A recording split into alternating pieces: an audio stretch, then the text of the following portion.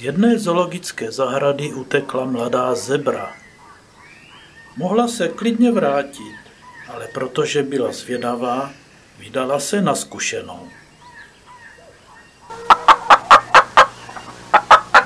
Dobrý den, ví jste kdo?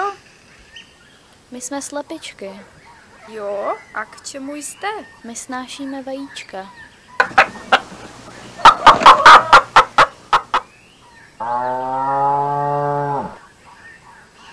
Dobrý den, ví jste kdo? My jsme kravičky. Jo, a k čemu jste?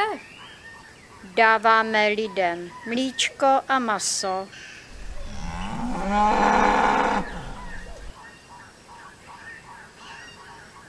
Dobrý den, ví jste kdo?